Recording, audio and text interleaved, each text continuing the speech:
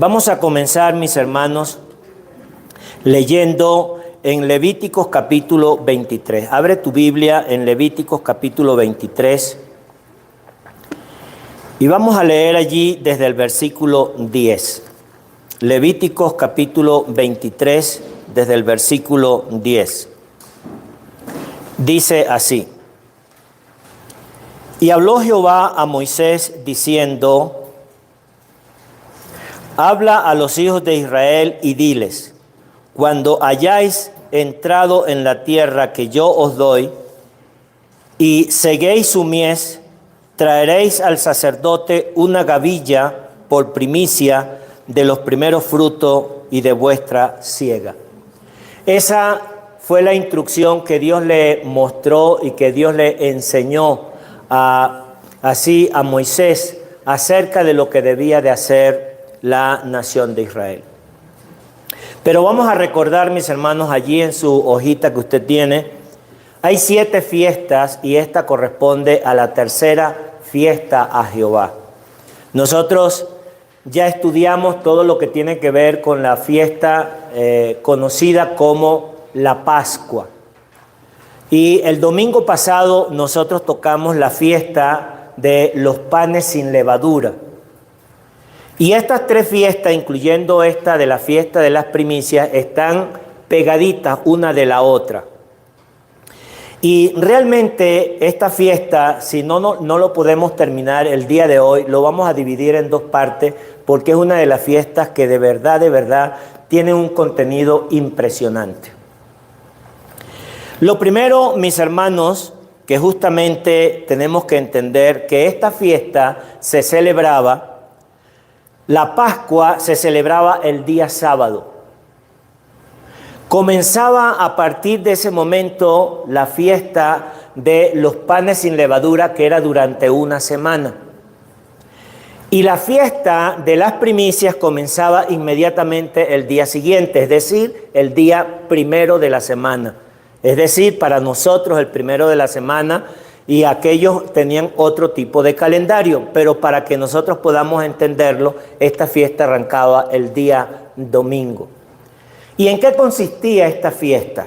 Esta fiesta consistía en que la nación de Israel debía de tomar una gavilla. ¿Qué significa la palabra gavilla? Lo que significa es un manojo.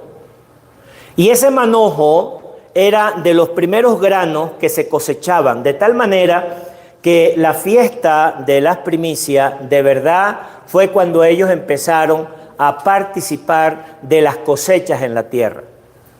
Y justamente hay algo muy interesante que nosotros tenemos que comprender, que cuando la nación de Israel llegó a la tierra prometida, antes de tener la guerra con Jericó, cuando ellos entraron, ellos antes de la pelea con Jericó, esto es interesante, ellos celebraron la fiesta de la Pascua y celebraron la fiesta de los panes sin levadura. Y después fue cuando ellos entraron en guerra con Jericó, según el libro de Números. Esto es muy interesante porque cuando nosotros vamos a empezar a relacionarnos, de verdad esto es muy poderoso. Una vez que les hemos mencionado esto, fíjense lo siguiente. Aquí hay algo muy interesante, mis hermanos, y es lo que dice el versículo 11. Dice: y el sacerdote mecerá la gavilla delante de Jehová. Estoy leyendo versículo 11. Para que seáis aceptos el día siguiente del día de reposo la mecerá. Y el día que ofrezcáis la gavilla, ofreceréis, tome nota de esto, porque esto lo vamos a entender, lo vamos a desmenuzar. Porque además de celebrar aquella fiesta de las gavillas, que era celebrar aquel manojo, mire lo que dice el versículo 12. Y el día que ofrezcáis la gavilla, ofreceréis, oye bien, un cordero de 1 año sin defecto en holocausto. Era algo adicional que tenía que agregarle, pero había algo más. Dice: su ofrenda será de 2/10 de flor de harina amasada con aceite, ofrenda encendida a Jehová en olor grato. gratísimo, y su libación será de vino la cuarta parte de un hin. Se lo voy a desmenuzar. Iban a tomar, aparte de la gavilla que tenía que presentar cada familia como la ofrenda de esa fiesta, tenían que tomar un cordero para ofrecerlo en holocausto. Además de eso, esto es interesante, se le decía a que la familia debían de preparar una masa de harina fina. Y además de preparar la masa de harina fina para preparar un cocido, tenían que hacer una libación. Usted preguntará, ¿y qué era una libación? Una libación no es otra cosa, mis hermanos, que el derramar sobre las ofrendas que se estaban haciendo, derramar vino o derramar aceite. Esto es interesante, porque esto nos va a ir ilustrando una cantidad de enseñanza que vamos a ir desmenuzando.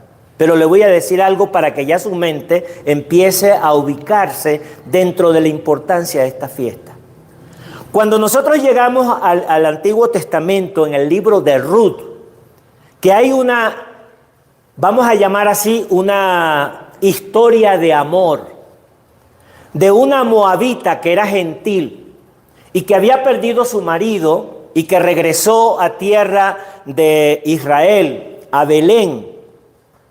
Esta gentil, Ruth, con Noemí, dice la Escritura que llegó justo en el momento en que se estaba dando la cosecha de cebada. Y usted va a ir entendiendo todo el proceso, como lo que nosotros decíamos en la mañana de hoy, que cuando yo voy estudiando la palabra de Dios y voy relacionando un tema con el otro, mi mente, mi espíritu, mi alma empieza a comprender lo que Dios quiere que nosotros conozcamos como hijos de Él. ¿Para qué, mis hermanos? Para que nosotros podamos entender cómo Dios le dio unos principios a la nación de Israel que tenían no meramente una celebración como una fiesta, que detrás de ello había un significado profundo y había un significado espiritual que la misma nación de Israel entendía. Esto es interesante. Hay un detalle, mis hermanos, que dice que la gavilla que se presentaba era de cebada. Y cuando yo estaba estudiando el tema, yo me preguntaba, ¿y por qué de cebada? ¿Por qué no se hacía de trigo? Cuando el trigo es un grano mucho más importante que la cebada. Bueno, cada una de esas cosas tiene una explicación a la luz de la palabra de Dios. Y voy a comenzar, mis hermanos, entendiendo algunas cosas interesantes. Cuando nosotros entendemos a nivel de cosecha, a nivel de grano que se estaba recogiendo, si nosotros entendemos la cebada y entendemos lo que es el trigo y no nos detenemos allí, nosotros, es igual. No, no era igual, y ya le voy a explicar por qué. La cosecha de la cebada se recogía en una época del año que justamente coincidía para ese momento. Y era la primera cosecha, pero era un grano de menor valor que el trigo. ¿Y por qué? Porque ese grano, mis hermanos, era usado para las familias más pobres. Y era utilizado para darle alimento a los animales. Cuando nosotros empezamos a comprender, ahora entiendo, pero ¿por qué de esa forma era lo que ellos estaban presentando antes de presentarlo con justamente el de trigo? Dios estaba preparando la mente y el corazón de su pueblo para que entendiera lo que eso significaba. Porque unas semanas después, ellos iban a cosechar la cosecha del trigo. Y cuando nosotros empezamos a ponderar, ponerlo en una balanza, eso tenía un significado tremendo. ¿Qué era lo que Dios quería que la nación de Israel entendiera? En primer lugar, ellos antes de poder comer de la cosecha, ellos tenían que presentarse con la gavilla ante el sacerdote. Porque si ellos llegaban a comer primero de aquel grano, aun cuando fueran familias muy pobres, aun cuando fueran para darlo a los animales, Dios le iba a llamar la atención. Dios les iba a castigar, porque ellos tenían que notar la diferencia. Primero, Dios. Porque eso iba a mostrar una señal. En primer lugar, quiero que esta palabra, todos los que estamos aquí en la sala y los que me puedan estar escuchando en las redes sociales, la verdad es que Dios, todo lo que genera como primero es una señal de gratitud. Y hoy día, una de las cosas que verdaderamente nosotros como seres humanos, cuando utilizamos la palabra gracias, que lo utilizamos a todo, hasta el portero que nos abre la puerta para entrar a un edificio, a una plaza comercial, gracias, gracias, gracias. Esa palabra ha ido desgastándose a tal punto que nosotros podemos utilizarla como algo retórico. Pero el verdadero sentido y el verdadero significado de la palabra gracias no es verbalizar la palabra, no es entenderlo para yo socializar, no. Dios le estaba enseñando a la nación de Israel, ustedes lo tienen que demostrar. ¿Y cómo lo iban a demostrar? Imagínense un agricultor sembrando la tierra y recibía la cosecha. ¿Qué es lo primero que se le antoja? Comerlo. Y Dios le dijo, no, primero tienes que traerlo ante el sacerdote y mecerlo como señal de gratitud y señal de que estabas agradecido, porque eso, oye bien esto es interesante, esta es la segunda lección que tenemos que aprender. Aunque era del trabajo de ellos, porque habían tenido que tener un esfuerzo, porque habían tenido que trabajar, seleccionar el grano, sembrarlo, cuidarlo, aunque había un esfuerzo de la persona físicamente, la cosecha era el resultado de lo que Dios quería que ellos pudieran recibir. Y esto, mis hermanos, cuando nosotros entendemos en el día de hoy de todo lo que nosotros hacemos, de nuestro trabajo, de nuestro esfuerzo, de que vamos, de que venimos, eso es correcto y Dios se agrada de eso. Pero ¿sabes qué? Más allá de eso, depende de la bondad y la misericordia de Dios de que tú puedas cosechar, de que tú puedas lograr, de que tú puedas hablar, de que tú puedas decir, de que tú puedas tener el talento que tú puedas tener. Y eso, mis hermanos, amén. Dígalo todo el pueblo del Señor, amén. El talento proviene de Dios. Pero que yo, en lo personal, con esta fiesta, lo que Dios quería enseñarle a la nación de Israel es que entiendas que además del esfuerzo que tú puedas hacer, ese talento yo te lo he dado. Ese fruto de la tierra yo te lo he proporcionado. Y eso, mis hermanos, cuando lo entendemos, wow, yo estaba leyendo el pasaje y yo le voy a decir, sentí vergüenza. Estoy hablando por mí, no por usted. Yo sentí vergüenza. Porque muchas veces nosotros en el aprendizaje secular, nosotros decimos, yo me tengo que sentir satisfecho por lo que he logrado. Y eso está bien. Y Dios se agrada de eso. Lo que Dios no se agrada es que tú lo pongas a Él a un lado y te olvides que lo que tú estás logrando, lo estás logrando gracias precisamente a Él. Y la manifestación de gracia es cuando yo pongo de manifiesto eso que yo estoy haciendo, no diciendo. ¿Sí se va entendiendo, mis hermanos? Cuando se trataba del grano de cebada, mire lo interesante. Hay una serie de porciones, mis hermanos, que nosotros vamos a ir entendiendo sobre esta porción y es muy interesante. Fíjense. En primer lugar, cuando nosotros entramos a lo que tiene que ver con ese grano que precisamente era de las primicias, hay un versículo en el Nuevo Testamento que conecta esta enseñanza y es 1 Corintios capítulo 15, versículo 20 y 23. ¿Qué es lo que dice? Que Cristo es las primicias de los que durmieron. ¿Y qué significa eso, mis hermanos? ¿Qué significa eso? ¿Por qué Dios quería que la nación de Israel entendiera que necesitaba entregar aquel manojo de cebada? No de trigo, de cebada. que era el grano más sencillo, el más débil y frágil. Doble significado. En primer lugar, que ese grano estaba representando precisamente como primicia a ese Cristo que resucitó de entre los muertos un primer día de la semana. Es decir, el Señor el día anterior de haber sido el primer día de la semana, Él se anticipa y Él celebra la Pascua. ¿Se recuerdan de eso? Después que celebra la Pascua, Él es así sentenciado a muerte. Él muere y al tercer día, ¿qué día era? Primer día de la semana, mis hermanos. Resucita de entre los muertos. ¿Y qué es lo que eso representaba? Oiga esto, porque esto me impactó en el momento en que estaba leyendo esto. Mire.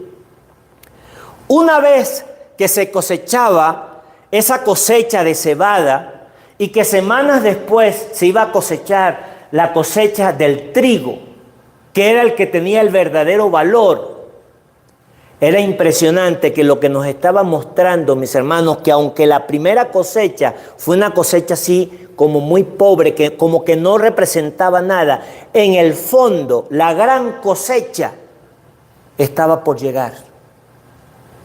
¿Y cuál fue la gran cosecha de esa resurrección? Que incluso aquellos que llegaron empezaron a decirle a los otros, no digan que Él resucitó. ¿Qué era lo que los gobernantes empezaron a decir? Hicieron un embuste, hicieron una mentira para opacar, para que aquello no pasara de una manera notoria. Hicieron creer de que habían venido algunos de sus discípulos y habían robado el cuerpo del Señor. Eso lo dice la Escritura. Era para minimizar el impacto de lo que las primicias estaba representando en la muerte, en la resurrección de Cristo. Pero ¿sabe qué era lo que iba a venir? El fruto, la cosecha grande. ¿Cuándo comenzó la cosecha grande? Lo estudiamos en la mañana. ¿Cuándo comenzó? El día de Pentecostés, un solo mensaje. ¿Y cuántas personas se convirtieron? Más de 3,000 personas se convirtieron gracias al mensaje. ¿Y cuál era el mensaje? Cristo resucitó de entre los muertos. Porque si Cristo no hubiera resucitado de entre los muertos, ¿usted cree que todos los que estaban siguiéndole hubiesen tenido esperanza? Para nada. Entonces, esa cosecha de cebada y luego la cosecha del trigo, lo que estaba representando, mis queridos hermanos, es la esperanza que nosotros tenemos en Cristo Jesús, que un día nosotros también habremos de resucitar para estar en la presencia del Dios eterno. La segunda palabra, ya aprendimos de gratitud. La segunda palabra, ¿cuál es? Esperanza.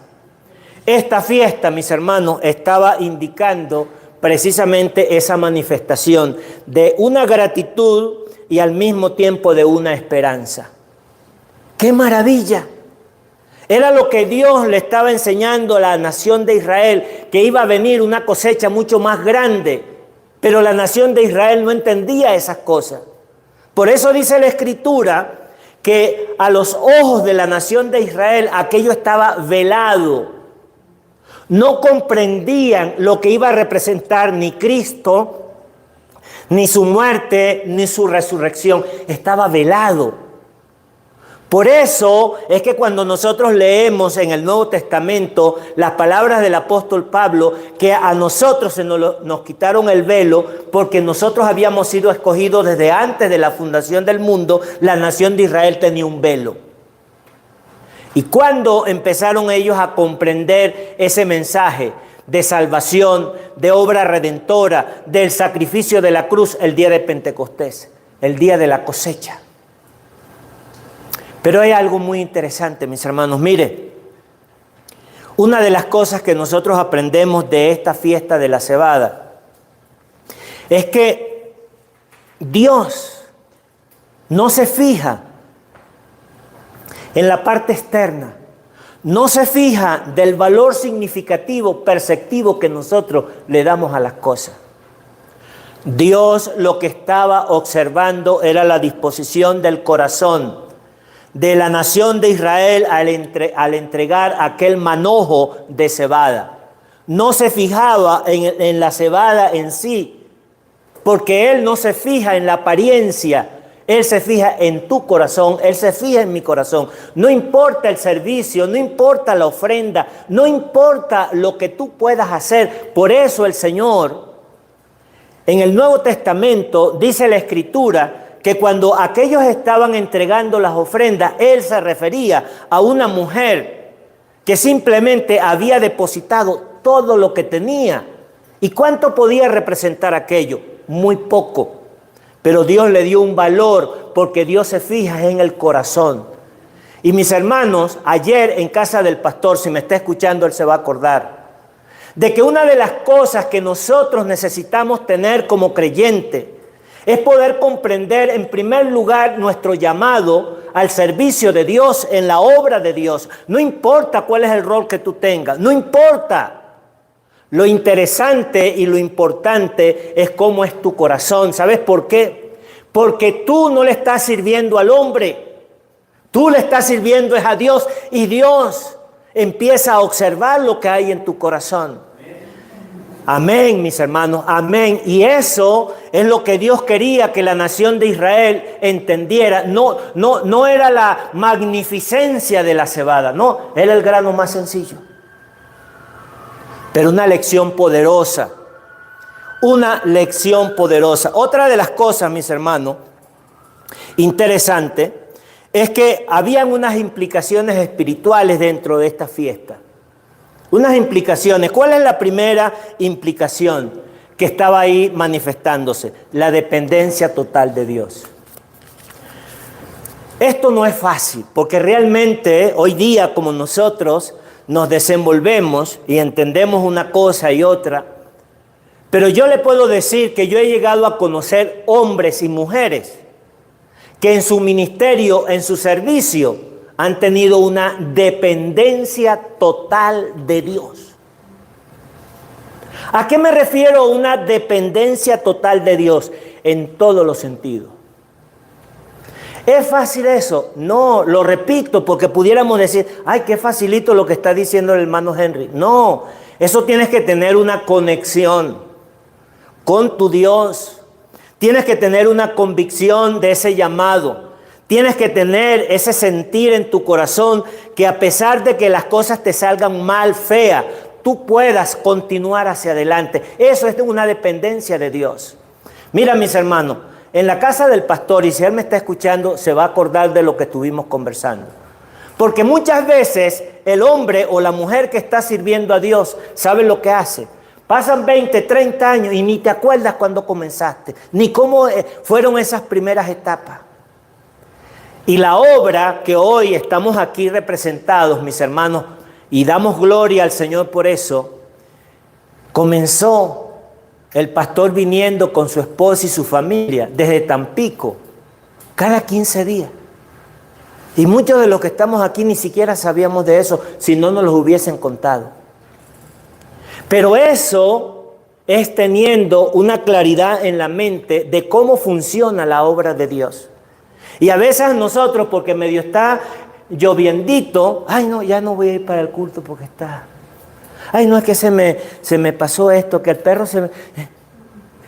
Mis hermanos, yo sé que no es fácil, pero cuando nosotros vamos entendiendo lo que esta gente hacía y lo que realmente es una dependencia de Dios, es algo poderoso, mis hermanos. La segunda cosa que quiero mencionar, además de la dependencia, es la prioridad espiritual.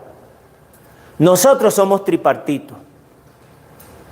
Nosotros somos cuerpo, alma y espíritu. Y la verdad, ¿a qué es lo que le damos como prioridad en nuestra vida? ¿Qué es lo que le damos como prioridad? Dígamelo usted ahí, levante la mano, suéltelo. ¿Qué es lo que le damos prioridad? Al cuerpo.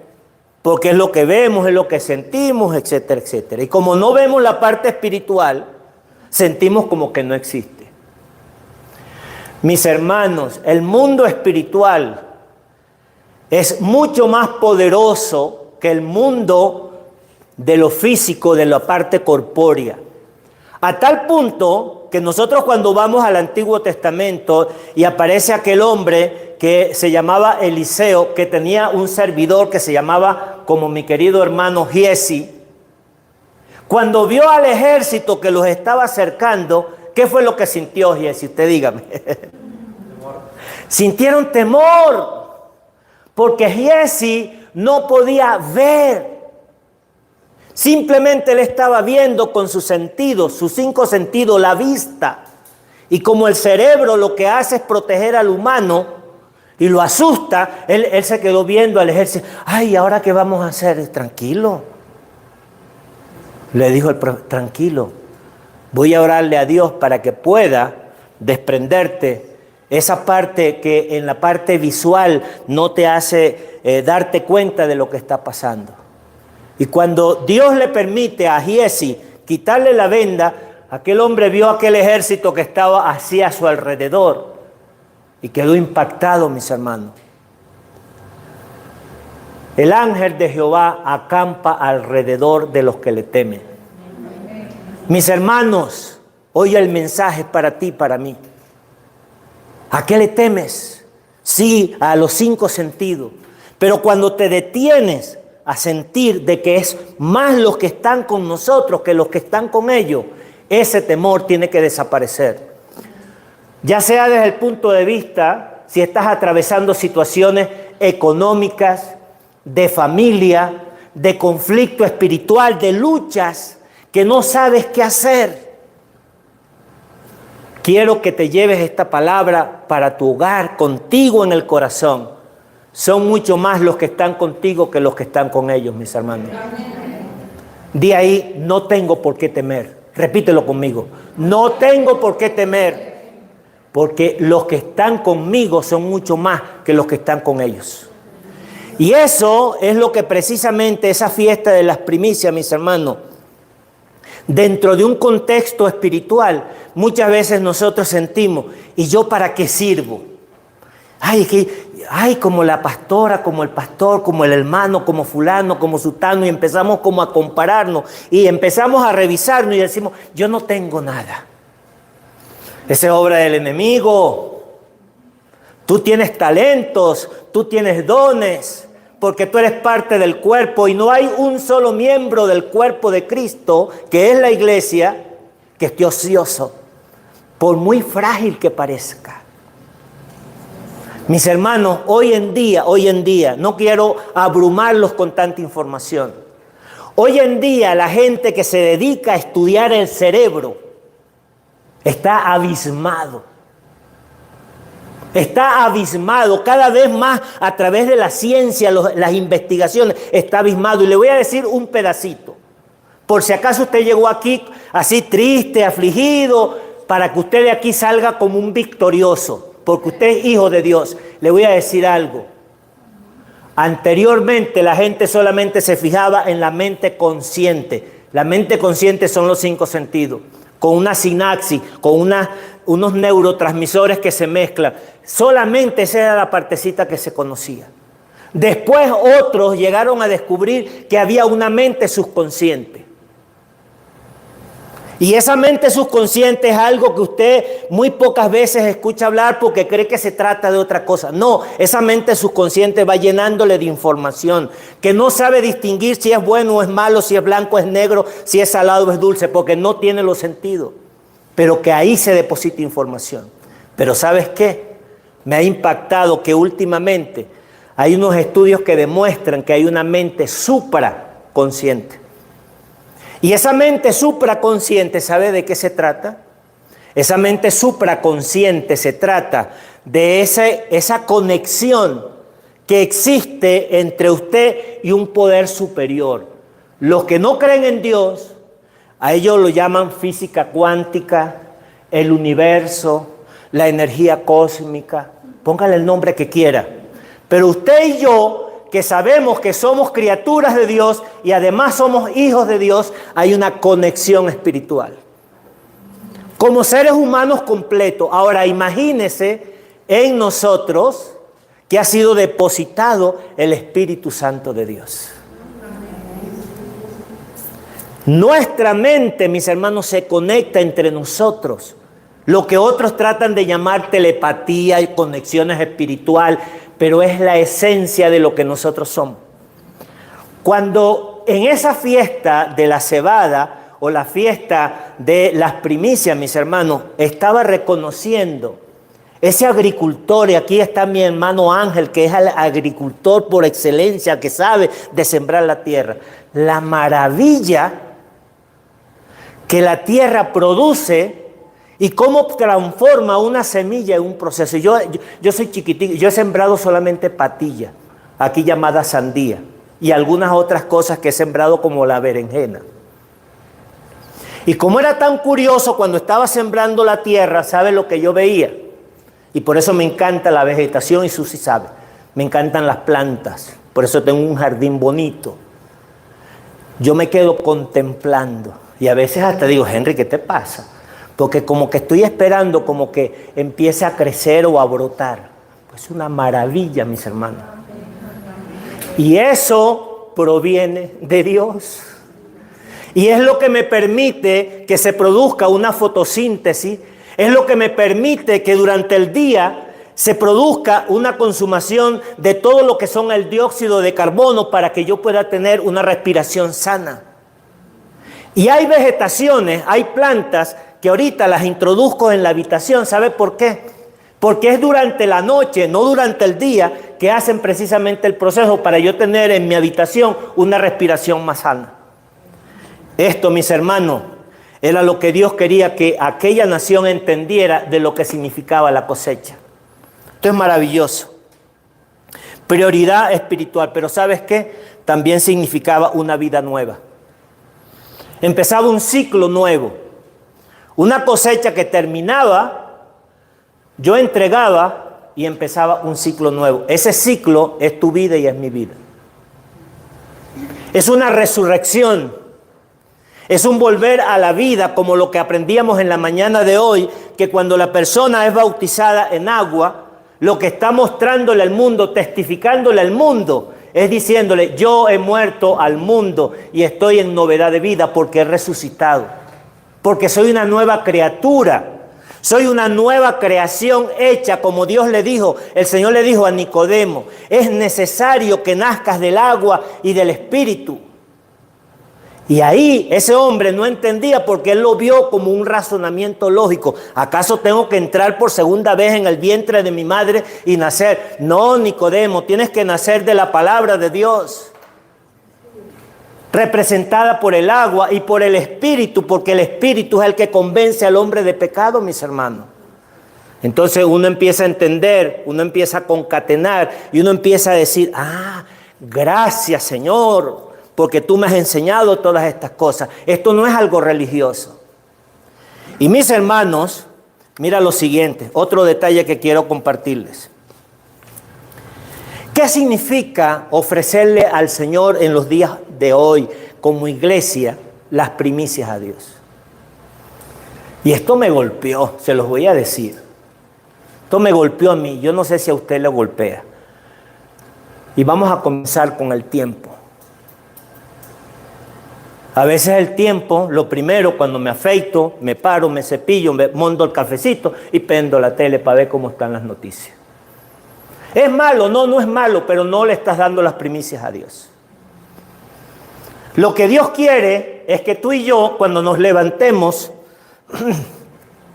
y nos hacemos, abramos la palabra de Dios para ver qué es lo que Él tiene que decirme, qué es lo que Él tiene que enseñarme. Que las primeras horas, que las primeras horas del día, ¿qué es lo que yo estoy ofreciéndole a mi Dios? Y entonces eso, mis hermanos, tiene que ver con la fiesta de las primicias. Permiso. Otra de las cosas, mis hermanos, tiene que ver con los talentos. El talento que Dios te ha dado, cual sea. Muchas veces nosotros, mis hermanos, ¿a quién se lo damos? Como primero se lo damos al patrón, se lo damos a los amigos, se lo damos al negocio y nos olvidamos que ese talento que tú tienes, que yo tengo, primero tengo que utilizarlo para el servicio a Dios. Si tú eres cantante, ese talento es necesario utilizarlo para dárselo a Dios como primicia. Y si tú mañana te conviertes en un cantante famoso, maravilloso, pero ese talento primero te lo dio Dios. Si tienes el talento de hablar, de servir, de enseñar, de lo que tú quieras, y que tú identifiques cuál es el talento que Dios te ha dado, y tú te hagas la pregunta, ¿cuánto de este talento le estoy dando yo a Dios? ¿De lo que sobra o de lo primero? Esto me sacudió. De verdad se los digo de corazón, me sacudió. Porque muchas veces nosotros nos olvidamos que ese talento que yo tengo no es mío. Dios me lo dio para bendecirme, para ayudarme, pero que no me olvide, así como lo daba precisamente con la tierra que le daba el fruto, Él debía de ofrecerlo primero para Dios. Y la tercera cosa, mis hermanos, que tiene que ver con el talento, tiene que ver con los tesoros. Y este es un tema que tampoco nos gusta escuchar muchas veces, lo que tiene que ver con los diezmos, las ofrendas, todo lo que tiene que ver con el dar. Y a veces, dentro de una comunidad que yo estoy, siempre ponemos, cuando se trata de dinero, el ejemplo de la nación de Israel. ¿Sabe uno de los problemas del latino? Yo lo puedo. Yo lo sé. Yo lo hago solo. ¿Para qué voy a necesitar de ti? Y cuando en la iglesia primitiva, ¿sabe una de las cosas que Dios quería que le enseñara y lo veía, lo que hacían en la iglesia primitiva? Era estar todos juntos. Por eso estaban durante toda una noche, por eso estaban en familia, por eso compartían, por eso comían. Hoy día, a diferencia de una comunidad unida, nos hemos convertido en gente solitaria. Yo, mi esposa, mi hijo y mi perro, si acaso. Y cuidado. Entonces, mis hermanos, y es normal, pero es normal porque esa es la estrategia de Satanás, en que nosotros no nos tengamos la suficiente confianza para poder conocernos, y que si yo me equivoco, y si yo meto la pata, y si yo cometí un error, tú me puedas aceptar y yo te pueda aceptar. No significa que te voy a alcahuetear, son dos cosas distintas. Pero el hecho de que yo no me burle de ti porque yo creo que yo soy superior que tú, y en lugar de eso me identifique contigo y genere una comunión y una intimidad, hacemos una familia sólida. Hacemos una comunidad como iglesia, mis hermanos, como una familia. Pero la sociedad, el enemigo, ha querido que nosotros nos separáramos. Porque mientras estamos separados, somos mucho más débiles. Y entonces nosotros estamos ahí como con cierto miedo. ¿Sabe una de las cosas que yo menciono en mi libro? Y no es que quiero hacerle propaganda a mi libro, no, usted lo compra si quiere, si no, no se preocupe. Otros lo comprarán, pero le voy a decir lo que yo digo en el libro. Una iglesia, en la medida que la comunidad está unida, junto con los líderes, con los pastores, y los pastores están unidos con la comunidad, eso es algo poderoso, mis hermanos. Y yo le voy a decir algo, no porque esté aquí mi hermana Olivia como esposa del pastor y ella como pastora. Ustedes saben lo que el pastor Andrés siempre ha hecho dentro de la congregación, el querer de que nosotros seamos un solo bloque. Yo he conocido iglesias donde nadie predica la palabra ni enseña, sino solamente el pastor. Pareciera una dictadura. Y desconoce todos los dones que Dios pone dentro de la congregación. Y mis hermanos, aquí, esta fiesta de las primicias estaba enseñándole a la nación de Israel esos principios, y por eso se mantenían unidos, fuertes, porque Dios seguía multiplicando, multiplicando, multiplicando. ¿Por qué se tenía que derramar una libación? ¿Por qué tenía que preparar una torta de harina fina y tenía que celebrar un holocausto. Voy a empezar por la parte del holocausto. 3 cosas que acompañaban esa celebración. ¿Qué significa un holocausto? Un holocausto era aquel sacrificio que cuando usted lee en el Antiguo Testamento todo lo que tenía que ver en el tabernáculo, todos los días, un sacerdote tenía que quemar sobre el altar un holocausto. Y sobre ese holocausto era que tenía que hacerse los demás sacrificios. Hoy el tema no es el tabernáculo, pero quiero que lo podamos comprender. En la fiesta de las primicias, ese animal, ese cordero sin defecto que estaba allí, representaba la obra de Cristo. Y esa obra de Cristo, mis hermanos, que fue consumada completamente para Dios, es algo poderosísimo. Y ese sacrificio, entonces tenía que agarrarse la harina y preparar una masa. Mire la diferencia, y esto es interesante. Para yo poder preparar una masa, yo tenía que agarrar el trigo, tenerlo que tostar, tenerlo que moler, tenerlo que amasar para tener una torta. ¿Y eso qué significa, mis hermanos? Esto tiene un significado poderoso, y vuelvo a hacer la conexión. Eso significa que a pesar de tu esfuerzo personal y físico, ahí estaba involucrado un plan de Dios para que tú pudieras saber cuánto costaba del esfuerzo para hacerlo. En tercer lugar, aquello que se vertía, por eso los budistas, los chinos, cuando usted ve que están en un entierro, en lugar de tomar, ellos agarran una copa de licor y ellos lo vacían. Bueno, aquí esto no era para eso. Aquí se agarraba el aceite o el vino y se ponía se vertía. Y eso es lo que es la libación. ¿Y qué significaba aquello? Por un lado, ustedes saben perfectamente que el aceite, ¿a quién representa? Al Espíritu Santo. ¿Y el vino con qué está relacionado? Está relacionado con el gozo, con la salvación, con la gratitud, con la alegría. Mire lo interesante, mis hermanos. Nosotros que estamos hoy a punto de celebrar la Cena del Señor, ¿cómo nosotros vamos a salir de este lugar? Afligido, cabizbajo. Por el contrario, nosotros tenemos que entender que esa otra palabra que ya nosotros hemos comprendido de que es gratitud, que es esperanza, ahora viene la palabra redención.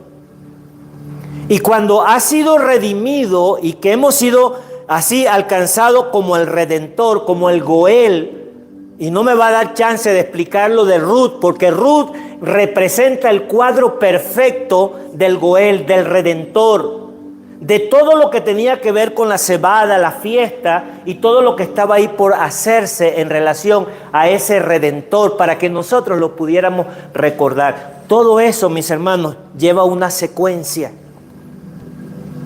Y ahí es donde mi corazón, mis hermanos, se deposita, se alegra, se goza. Y yo quiero pedirte que te pongas de pie. ¿Sabes por qué? Porque llega un momento en donde nosotros podemos atravesar circunstancias difíciles. Sí las podemos pasar, porque todos lo hemos pasado. Pero ¿sabes qué? Hay un momento en nuestras vidas, mis hermanos, que nosotros tenemos que detenernos para recordar lo que Dios ha hecho en nuestras vidas. Y cuando yo logro recordar lo que Dios ha hecho en mi vida, de cuánto no valía, de cuánto estaba perdido, de cuánto estaba extraviado, y de lo que Él ha hecho al acercarme a Él, al que yo pueda comprender por la fe la obra de la cruz, el de yo saber que hay un Redentor que murió en mi lugar, y que no importa si soy una cebada o un trigo, no importa el valor externo, Él te da un valor que tú posees. ¿Sabes por qué? Porque Él murió en la cruz pagando un precio con su propia vida por ti y por mí. Y cuando eso pasa, mis hermanos, ¿qué es lo que ocurre? El corazón, no importa la aflicción, no importa las trampas del enemigo que me pueda meter, me hace recordar: tú vales para mí. tú vales para mí. Y lo que tenemos que ponernos, mis hermanos, es la mano en el corazón y poder recordar lo que Él nos ha dado, lo que poseemos, no nos pertenece.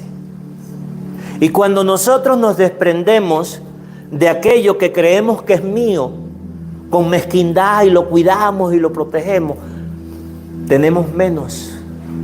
Pero cuando nosotros entendemos toda esa obra completa que Él ha hecho a nuestro favor, el corazón se pone pequeño. ¿Y sabes qué, mis hermanos?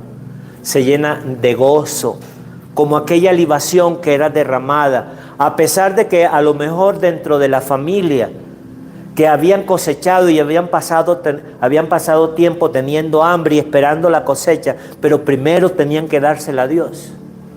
Sin embargo, sus corazones estaban gozosos y contentos. Y es lo que yo te pido en esta hora, que allí donde tú estás, dile con tus propias palabras: Señor, gracias, Padre. Gracias, Señor, por todo lo que tú has hecho en mi vida.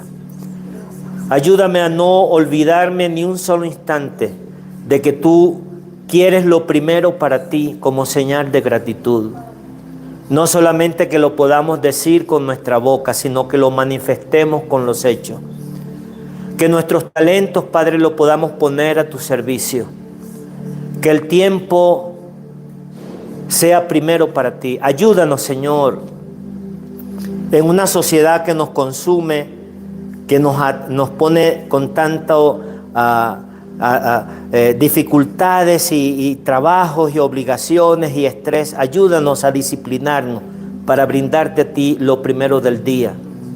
Y que nuestros bienes nosotros podamos reconocer que tú nos los has proporcionado, a pesar de que nuestro trabajo, a pesar de nuestro esfuerzo y a pesar de todo lo que nosotros podamos hacer, también tú nos los puedes conceder o nos los concedes, Señor.